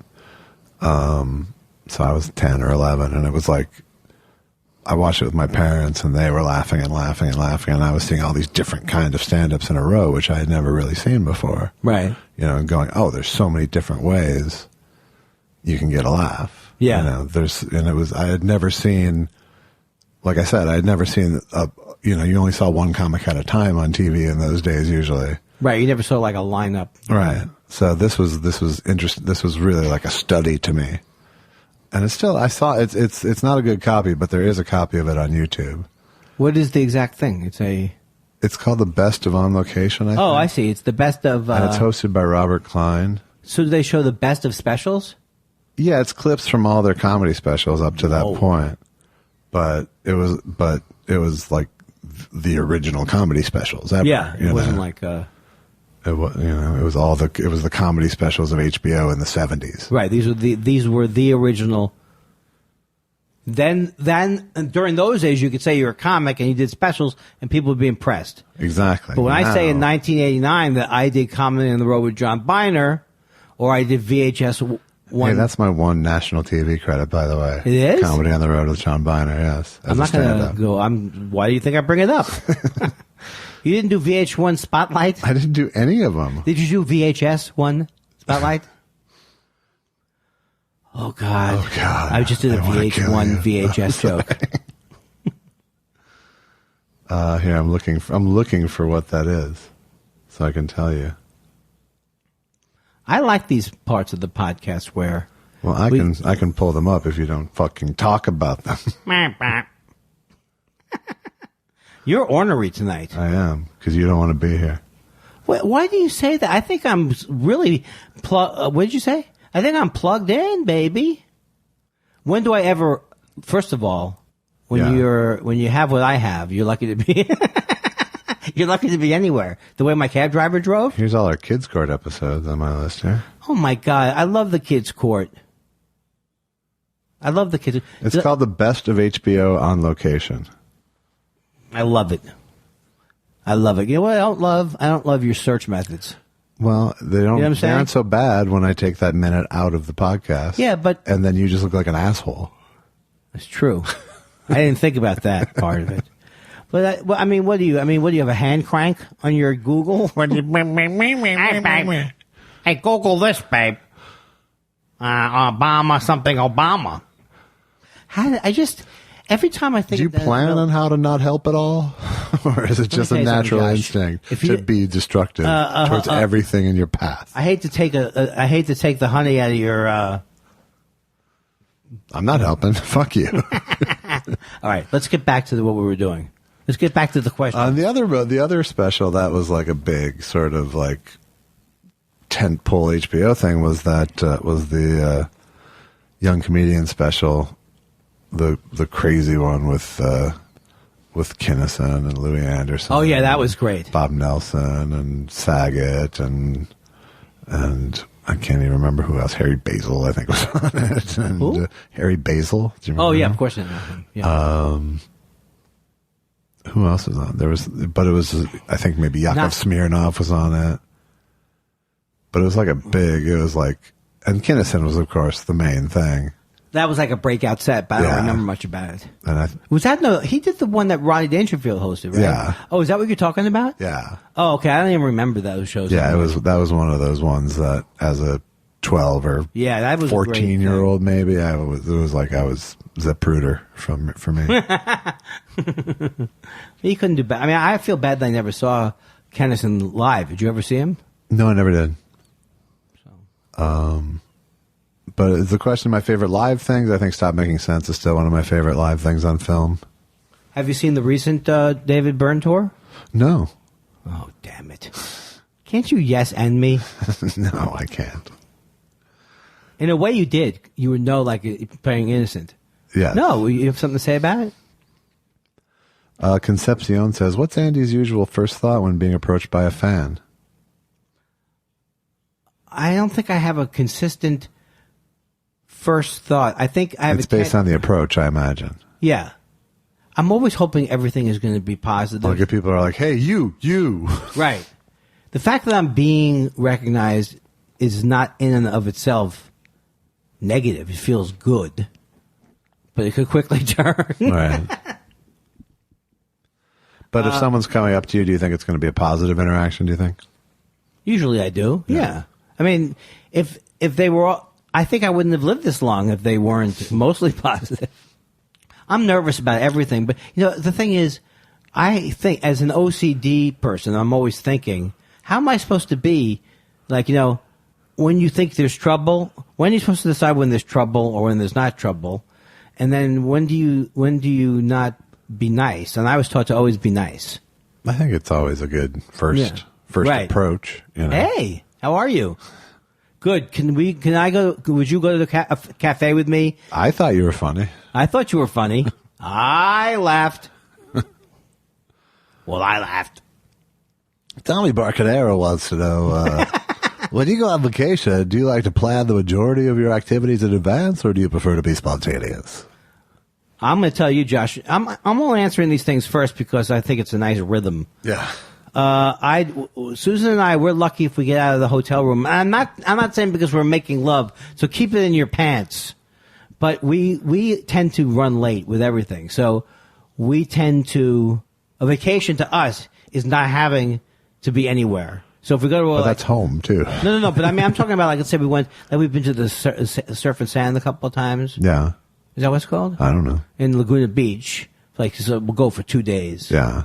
And then we end up just doing nothing. Right. And we're lucky if we make it to dinner on time. Right. How about you, Josh, Elvis? I like to have one tent pole thing. What is this for, though? I mean, is it like on a trip? Like, I like to have, like, if I'm going to New York, I like one night to have tickets to something. Oh, how predictable. And that we've had good luck with that. We've had really good trips to New York where we saw Dylan. We had went for a few days. We saw Book of Mormon. How was and it? then I performed on Broadway the next night, so that was a good trip. When was this? What year was this? That was Book of Mormon. I think was 11, maybe. My God, it sounds like a lifetime ago. I know. But we did the Broadway twice, I think. And how good is the Book of Mormon? You love it, right? Yeah. It's one of those things that you go, okay, any bit of hype is fair. Absolutely. No, yeah, it was one of those things that was really like, I just can't believe how good this is. I haven't seen it, and I also haven't seen Hamilton. And that's not one of those things. I've seen both. And you didn't love Hamilton? Didn't love Hamilton, no. I actually liked the album better than I liked the show. Wow. Now, is this like a... what's it called when someone does this? You're not like a devil's advocate. No. You're just telling the truth, baby. Yeah. How would you get... I'm just a friend. A friend of a devil is a friend of mine. So maybe I'll get the album then, is what you're saying. Yeah, I think you can totally get the gist of it from the album. I'd like to get the taping where they booed Mike Pence. Yeah. What are these people thinking? These horrible Nazis. If you're a Nazi like Mike Pence, I'm not saying he's a Nazi, but I'm saying it. Yeah. Why do they have to go to a play? Just stay and put wax on your evil mustache. Yeah, it's pretty bad when you have to scold the vice president to not go to a play about the founding fathers. Well, it's true. Yeah. It is really true. That guy shouldn't be out at all. He went out to the ball game. Remember that? Oh, I'm insulted because someone took a knee. All right. I mean, if you had told me staged exiting of a game. Yeah, if you told me in 2018 that we'd be arguing about $200,000 taxpayer money to do a fucking stunt at a fucking Colts game thing, you mean? What was that? What you're talking about. Him storming out of the thing. The whole thing. Oh, yeah. That's right. Taxpayer money, I think is what you're saying. That's my point. That's what I'm going for. Yeah. You know what? I just can't even believe it. It's this. I think that there's no way to continue on with this idiot without making an active decision to put him out of your mind. Something. I can't take it. You know what? He's not my president, Josh, Elvis. Not my president. Mm-hmm. He can kiss my ass. Is that okay? Guy Incognito wants to know Happy Labor Day, you old savings and loan. Let me help him out. Let me go back and give him a little better. Happy Labor Day, you old savings and loan. It's building and loan, but. Oh my God! Did he write savings and loan? He wrote savings and loan. That's unforgivable. I just gave it the read. It threw you off, obviously. Andy/Josh, as on the margin sports fans, what are your World Series predictions for this year and/or Super Bowl? Well, first of all, I resent I'm going Vikings-Jets in the Super Bowl, just so we can get this over with. as the season started. It was the last week One of the more freeze. week, yeah. What was the second part? I think the Vikings could make it. Oh, come on. Why don't you let the dream go? I want the Vikings to make it. I was a big fan of Joe Cap. Joe Cap. Is that a real name? Yeah. Mean Joe Green? A pre-Fran Tarkington reference. You know, I was known at one time as being the world's best pre-Y.A. Tittle reference maker. Why Tittle? Y.A. Tittle. Y.A. Tittle. Now. I got some Y.A. Tittle in my Joe Cap. And, you know, talk about your Frank Gifford. I did it again. The OCD forced me to close the tab. I close my bottles, but I don't bring Snappy Cap. That's the argument. That's why I'm blaming it on the water. Yeah. In other words, you close... Now, you're drinking one of those flavored waters. I'm going to do a whole show on it. No, I'm not, actually. You're not? No, it is an unflavored LaCroix. That is like the ultimate hip thing now. First they had... This is, I've been drinking these since I was 15 years old in Minneapolis. That comes from LaCroix, Wisconsin. La Crosse, Wisconsin. Okay, so you're... Okay. I sold these at the Ha Ha Club at the snack bar when I was 15. Well, so that you've So always... fuck off with your trendy bullshit. Well, you've always liked a healthy drink? Is that the truth? Yeah. That's like odd. What does it taste like? It's water with... It's sparkling water. Hey... You're drinking unsparkling water. Who's more interesting? You know what? I hate what I'm drinking. I hate what you're drinking because they're making it like a big production. It's not a big production. It's I open a can. It's like $3.99 for a 12-pack. But you like instead of $12 for. Oh, okay. Is this cheap as seltzer water? Not that cheap. Close. Close. But you like the taste. That's what I admire. Really? Well, in a way I do, because you even have one of those soda streaming gadgets. Yeah, and I don't put flavors in. And you don't put flavors in. And to me, it's like, I think they just ruined the magic of what a soda is. If that's all it is, yeah. I don't want any part of it. I thought there was a Coca-Cola bottling Enjoy plant. your diabetes, my friend. You know what? I think I've got it, first of all. So let's put the dream aside. So enjoy it, is my point. When do I have to cut back on raw sugar? That's all I need to know. I like Honey Nut Cheerios with a little sugar frosting. I like sugar in the raw, and I like it with clothes on, too. Oh, my God. I would throw you out if we had an association. I'd kick you out for that joke. Totaled B-hole. Can't describe it. Can't explain why I love it, but I never miss it. Come to Detroit. What's happening? What does that mean, that whole thing? It means they love our show and we should come to Detroit. We should come to I was at Shorts in Detroit. Yeah? Not Chaplin's? No. This was like a bar type thing. I'm only play hip places now. Oh, that's good. I think that's smart. No, I don't only do anything. I'm available for everything. Cynthia C. says, I have a Labor Day question. How are stand-up comedians treated in general by the venues that hire them, especially those working their way up or trying to? Is there a need for a union? Guild sounds artsy-fartsy to protect comedians from exploitation. There is no way to do a union. I think it's over the years it's been brushed up against. Right. And there really is no way to do a union because you'd only be able to cover the lower level acts. You know, you would only be able to cover opening and middling acts, and the amount of money that you could garnish from their wages for doing that would never cover the cost of an effective union. Yeah, the thing is, we're living in a lifetime where I'm pro-union, and I know that they're monkeying around. I know they're monkeying around with it.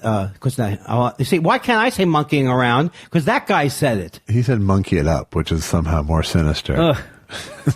It made me forget what I was saying. Yeah. What was I saying? We're talking about club owners and how they treat people and unions. Right. I'm pro-union, but I think I live in a lifetime where unions are under fire in a way, which I don't think is good, but they were never, when they even were more popular, there was always trouble with live acts, and I don't know what the problem with the Guild variety acts and things like, because when you do TV or something like that, then you go into the other unions sometimes. Right.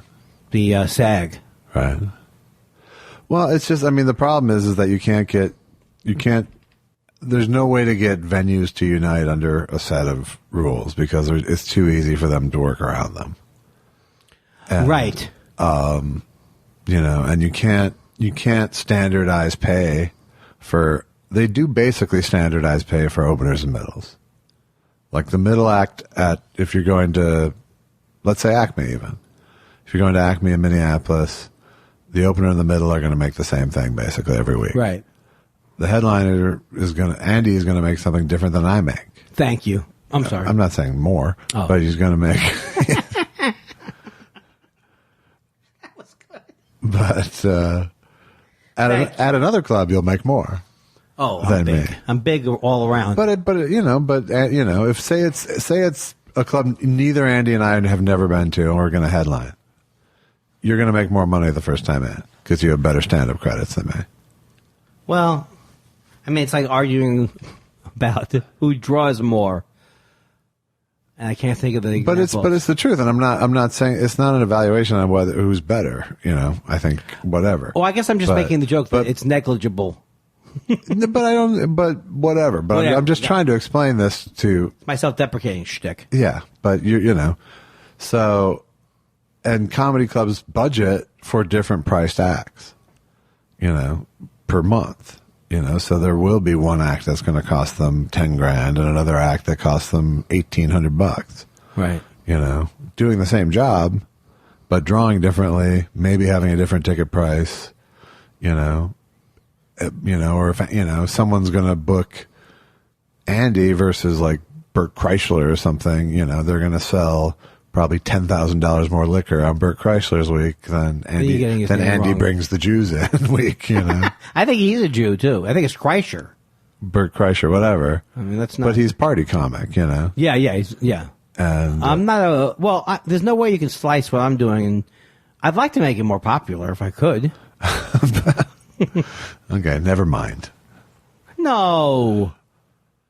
I'm just trying to explain the economics of how this shit works. What was the question? The question is how are comics treated by venue owners, basically. Right. Well, the other thing is, I was going to say that when there was a strike during the Comedy Store days, that was also when there was a lot of labor unrest. In other words, the point of why they were striking was...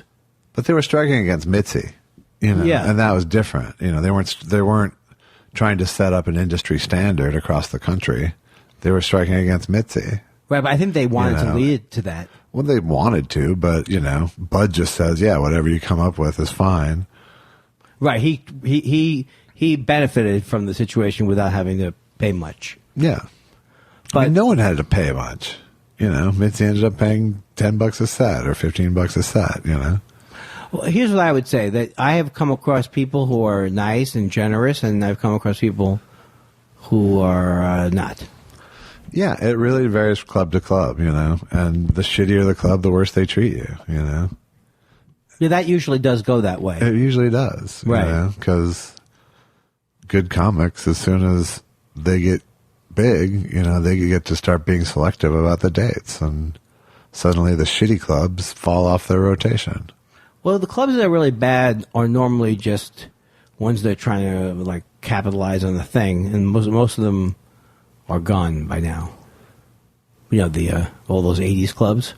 Yeah, but there's a whole other. There's a whole other circuit of chicken wing selling bullshit out there. Yeah, I wonder how much there is, but I guess there is. The improvs have a thing, and there's a lot of clubs out there, and they treat people varying ways. Sometimes from free food and free drinks to 2 drink tickets to you pay for everything to. Yeah, I think it's just that's and the good point. The good point that my friend Josh is making. No, it really just depends on the venue too. Like sometimes they just don't. It's not the same deal as someone like Louis Lee who cares about their club. Yeah, like when I moved to LA, it was like, I could, Igby's, they were nicer to comics than the store. You Yeah. know? And the Improv was like in between those two. They could be very mean. Yeah. I will say this, that I was upset in those days about how people were, like, who ran, like, the Improv, or they ran, when they threw their weight around. Yeah. And picked on people at a lower level. It's always bothered me. Right. And then the Laugh Factory, I wasn't that welcoming a place, really. No. And then Comedy and Magic Club in Hermosa absolutely was. He loved comics, and he made you feel welcome, and they made you a meal. And He didn't love me. no, Haven't we talked about this? I don't remember. I live 6 blocks from the club. Right. He never would book me, but sometimes I made a joke about it. I get a call like at 10 to 8. Hi, Andy, how are you? Yeah. I've heard good things about you. Who dropped out? And would you do the set? Of course, but There you go. So what's wrong with I was kind of bitter. I was like typical me. I was bitter that he wasn't using me more. Who cares? Right. I've let that grudge go. Yeah. Yeah, he was very nice. And at a time when, granted, like, He's a sweet man. Mike Lacey. Oh, sorry. Yeah, Mike Lacey. There's nothing wrong with saying his name. I don't know why I'm thinking on the. Granted, I was like showing up with Louis and stuff, so Anderson, not CK. That's so funny. I thought it was CK. Yeah, no, with Louis Anderson and Cesario and people like that who were already beloved there.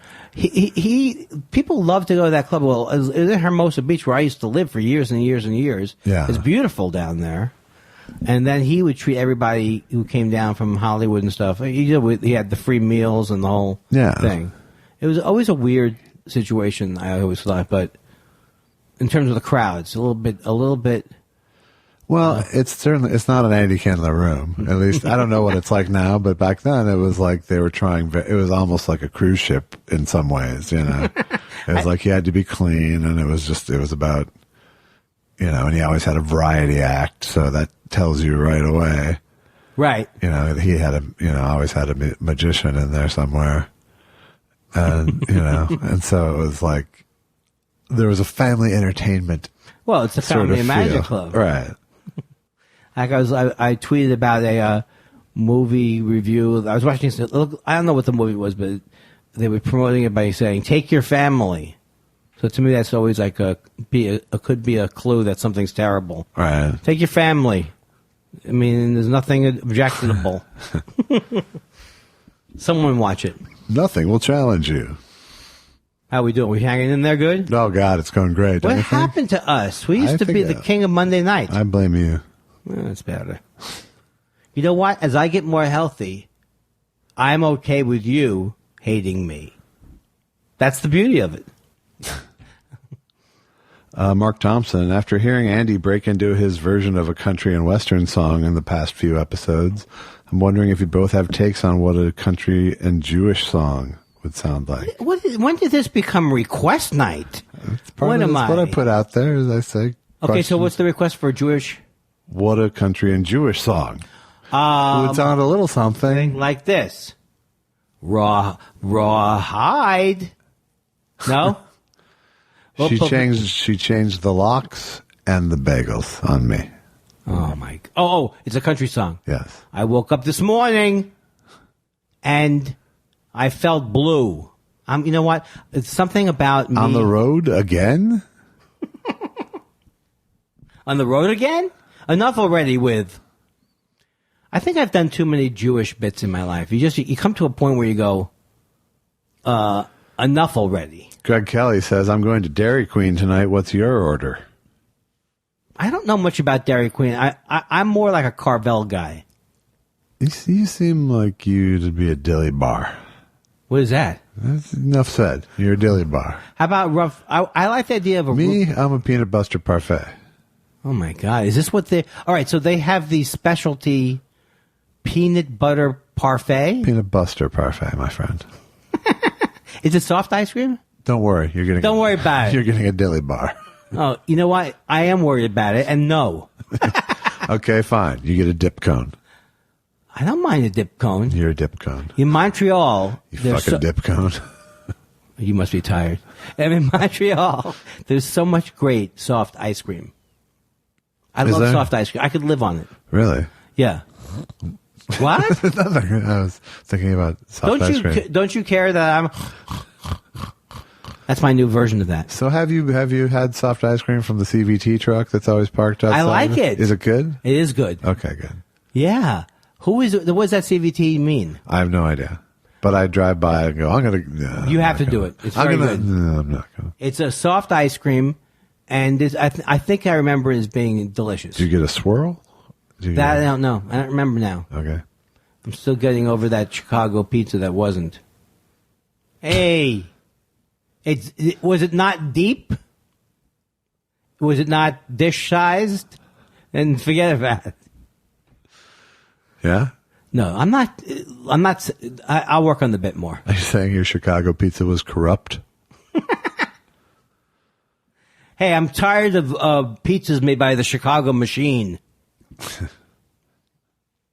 Voted by dead people the best pizza in a truck. Greg Kelly wants to know, what's the highest speed you've ever driven a car? 125 for me.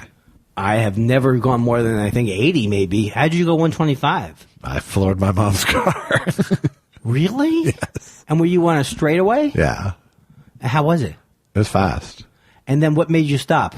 Better sense. Oh. Wait, I don't even get you to being that rambunctious to begin with, to be speeding like that. Yeah, it wasn't my normal MO. Was it after you broke up with someone? Yeah. Yes. Was anybody in the car with you? Yes, my friend Ken was. And what was his take? He was, wow, that was fast, I think, probably. Is it a car that could have actually come apart at that speed? It was, no, it was, it wasn't going to go a lot more than that, that's for sure. If you hit like an obstruction. But it wasn't. It was more like. If you had hit something, that would be bad, right? Yeah, but that's true at 70. That's true. You talking about my age now? Bing, bing, bing, bing, bing. I think all jokes would be funny if I could really have bing, bing, bing, boom. Try it. You're going to England. I opened up an app called Zomato, and they said we moved to Zomato. Does that ring a bell? No. Sounds like a trick. I think it's a pizza thing. This is like pizzaslice.com. Hey, you want a slice of pizza? What area are you in? You have to call this guy. Hey. Yeah, what area do you got? Hold on a second. Put you on hold. Yeah. It's 10 minutes later. Hey, all right, what do you want? Where are you? This is my new update to Mr. Weinstein. Yeah, that's great. Forget about it. Hey! No, I mean, really, forget about it. No, you're doing a tribute to the Italians. I mean, really, forget about it. No, seriously, I like the... I mean, like everything else, please forget about it. No, I'm seriously asking you to forget about doing the podcast at my house anymore. Forget about that. Greg W., can Andy Kindler pick me up a Buckingham Palace snow globe while in London? I'll pay him back, probably. Safe travels, pip and whatnot. I'm really afraid to do comments. that. What's that? You don't like comments. Well, no, I mean, I'm afraid that now I have to do that. No, you don't. Okay, no, I would, though. I think I've been to Buckingham Palace, so I can't imagine going back there. Go to like I said, go to Westminster Abbey. Oh, you did say that. Yeah. I'm glad you said it again because I don't remember. Go to the Tate Modern. I'm going to go see the changing of the Jew. Greg Kelly, the man who brought us what's the highest speed you've ever driven a car, now wants to let us know ever eat lunch at Costco. No. Nor have I. I don't think I've eaten at any store like that. Yeah. I've eaten like at Bloomingdale's at 59th and Lex. That's a nice restaurant.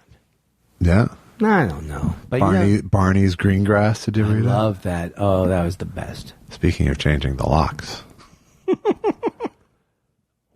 I don't like when you delightfully embrace a pun. I didn't delightfully embrace that, really. All right. That really was just You certainly weren't on the fence about it. And maybe you were on the fence about it. I was kind of on the fence about it, but I committed to the sentence. I could really go for a high chew. Do you have a high chew? It's been 2 days. I haven't had any high chew. Starburst, forget about it. I'm into more natural things like high chewing. I've been able to resist. Good. Oh, there you go. Terry Caulfield says on the last show, Andy was enjoying some Starbursts. That's amazing. A favorite of mine when I was a kid. What other candies did you both enjoy when you were youngsters? Necco wafers, a lot. Really? Yeah. What are you going to judge every candy I like? if they suck. Jesus Christmas. Just the shitty ones. I mean, take a powder. Necco wafers. Yeah, what else? What other crappy pieces? I like those the candy corn from Halloween. Did you like the colored dots on paper? I did. Yeah. I did. I love penny candy. I like those too. I hated the wax bottles with the liquid. Yeah. I like the candy. I love the idea of the wax bottles with the liquid so much that I endured the shitty liquid itself. Yeah, because it seemed like you were doing something. Yeah. I did like some sort of old timey. I liked Jordan almonds a lot for movies when I was a kid because they would last. Because I would suck them, so they would last. Were they chocolate covered? No, they're hard candy covered almonds. Oh, now I got it. Yeah. I liked. I'm trying to think of off-brand things I liked. I liked swizzle sticks. Like rock candy swizzle sticks. Oh, not like licorice. No. Oh, I think I know what those are. It's like something that you would stir in a drink. A swizzle stick. But I don't know what drink you were supposed to swizzle it in. Well, it was rock candy on a stick. We loved rock candy. It was like, yeah, but the swizzle sticks were like something you kept at the bar. Yeah, I think I've seen them. But why did I like rock candy? I don't even understand why I like it. Because it's sugar that melts in your mouth. I do love Italian. Why would you not like rock candy? Do you know where to get good Italian ices? I still there's nowhere now, right? Rome? Thanks for the tip. Thanks for the tip, Benito. That's my most current It's like Italian reference. The most flow you had all night. I know. At least it sounded like I liked something for a second. You watch. This will be the most popular show ever. Yeah, it might be. I don't have any fucking feel for it anymore. Well, maybe you should stop conducting.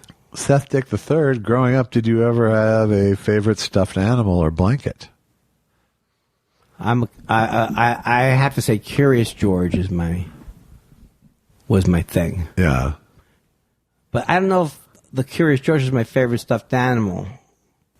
I had a couple of. I don't know. How about you? I love stuffed animals. Though. I did too. I had a lot of stuffed animals, and I was highly attentive to them. But I had a definite favorite was a monkey. I had that was pretty big. And it was Mr. Magoo.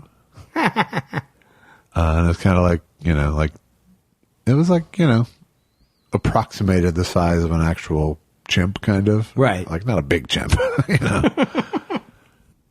it was a high quality. And huggable. That's the main thing. Very huggable. Very companion-like. And do you still, and I heard that even last week you... No, now I like the live ones. I had a teddy bear, I think, that Did I you? liked. Called him Teddy. Yeah. Not realizing it was named after Teddy Roosevelt. But I didn't have, I never had like a... Blankie? I didn't have a blankie for an unnatural amount of time. And Right. I never had like a super attached, take it everywhere kind of stuffed animal. Yeah. But I was into them. Probably a little longer than... You should have been. Probably. I don't know. I like to hear it. I like to hear it because I like stuffed animals. But my wife would go, why don't you two get a room with inanimate objects for once? She's mean, your wife. Unbelievable. The way I portray her. Unbelievable. Stop. Get off my back, Susan. Tom the Tom says, Andy, is it all atheists that you hate or just the really judgy ones? Just the really judgy ones. Yeah. I really couldn't care less if you're an atheist. And I mean that. No, I But believe you. If you're mean about it, then... And as I'm getting older, I'm getting more spiritual, and I'm also getting, like, where I even want to argue about it. So maybe I'm stopped arguing with my dad. But I don't seem to care as much, except I still care about new atheists being mean, but I don't care as much whether you believe or not. I used to want everybody to be spiritual. Yeah, that's dumb. I used to like to share. I felt I came from a generation where we went to concerts, we dropped acid. We already had that feeling that there was spirituality. Right, but that's arrogant to believe that the next generation doesn't have their own version of that. Oh, no, they must go through me. I'll sign off on it. No, I'm not arrogant. I'm just needy. Andy mentioned he didn't recognize my handle. I've probably had upwards of 15 questions make the show, but I keep changing my name every week to make my best friend laugh. I want a theme song like Yoshi, so I'll start being consistent. How's he ant? How's he ant? You got anything for I like he ant? he ant. You got a theme song? He ant. He's one of the top 3 ants. He comes from he ant. He ant. He ant, he ant, he ant, he ant, he ant. Boom. Ooh, ant. More like an antique. Good night, everybody. You're a wonderful crowd. I will keep an eye out now for he ant. I like the sound of it. All right. Hint. Yeah. Yeah, like hint. Hint. Uh-huh. And if that's not loving you, then all I've got to say... You know what I want to do a movie about? A guy who tortures an ASCAP representative. And you're trying to chase him down, but you just can't stay awake. So you always fall asleep. Drive you freaking to catch him singing too much of Little Green Apples. That's all I gotta say. Got to say. Well, Jen Kirkman's on the line here. Oh, now we've made it. Jen Kirkman. She gets a song just because she's Jen Kirkman. Jen Kirkman. I'm such a Thought Spiral fan that I want to host a Howard Stern wrap-up show style post show called After Thought Spiral. I'm into it. I'm into it too. What is an after Howard Stern thing? I don't even know what that means. Like how Howard Stern. There's the Howard Stern after show. I've never heard that. The Howard Stern wrap-up show, which is what I actually initially was saying that I wanted to do, kind of like the Andy Kindler therapy wrap-up show. I should get serious, or one of those services where you should just get serious. Let's get serious.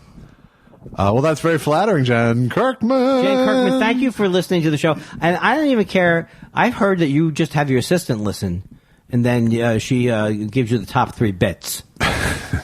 Puts it on the tape, and then you listen to them. You go, those two Jews are very funny. Please continue. Jen should be a Jew. She should. I think she has some honorary. She does. Kind of Jewish. She's got some pizzazz. She's, as they say, Jewish. She does. She is Jewish. She could pull it off. And I don't know if that's an insult or like, is it? It's an insult. Believe me. Okay. You don't ever want to go up to a woman and go, "Oh my God, you look so Jewish." Allison doesn't mind it. Well, because Allison... No one goes, "You look so Jewish," but... Right, is she Jewish? No. That's why she doesn't mind it. Exactly. If she was Jewish, she would be an anchor around her neck. I bet Jen Kirkman, people think she's Jewish all the time, however. Because Kirkman can definitely go Jew. I wouldn't think from the name, but you're right, Kirkman. Yeah. Kirkman. If you can say it like Jerry Lewis. Kirkman. Kirkman. Kirkman. I have very annoying vocal things today. I wish I didn't. I think I'm coming off of the holiday weekend, really. Oh, here's Yoshi quoting me, but that's not a question. He's quoting last week's show where you said, "I don't want them to follow me on Twitter because Pol Pot, it gets very quickly from, hey, I'm a fan, to being rounded up by the Khmer Rouge." And then I said, no, he only rounded up the intellectuals. See, I don't remember that happening at all. That should be enough right there to get us a podcasty. It should. That's the best thing I've heard on radio, was me repeated back. Well, come on back next week and you can hear it all again. Hey, I can't believe it's over. It feels like it. I mean, you ever feel like something is shorter than the actual truth of it? That's what Einstein really meant. Yes. He said E, standing for E from Entourage. Uh-huh. Finish. Come on. Go ahead. Try the soup. Hey, if you want to get a hold of us during the week, try us via email at thoughtsspiralshow@gmail.com. I've been a little lax, but I will get back to doing. He won't be getting back soon because he's in England. But we have email over there. I know, but it's .co. No, it's not. No, it's not? No. Check me out .co. UK.co. UK.co. I think co.uk. I don't know what I'm saying. But you're not getting a new email address to go to England anyway. It's not like changing your phone over. Hello. Did you do phone plans? Supposedly the phone's going to work. Okay. No, it'll work. But did you get a plan? Yes. Okay, good. Yeah. Our plan is stay off the phone. Hi. I'm thinking of the bum down Do you the have range. a data plan? Yeah, I do have a data Okay, plan. for when you're over there. No, All right. Susan talked to the lady. Okay, so I can text you without you going, no. Oh, God, no. I can actually- Don't stop with the texting. No. Oh, it's costing. Oh, with the Tuchesgeld. Oh. Good night, everybody. Good night. Come and see me in London. It's not too late.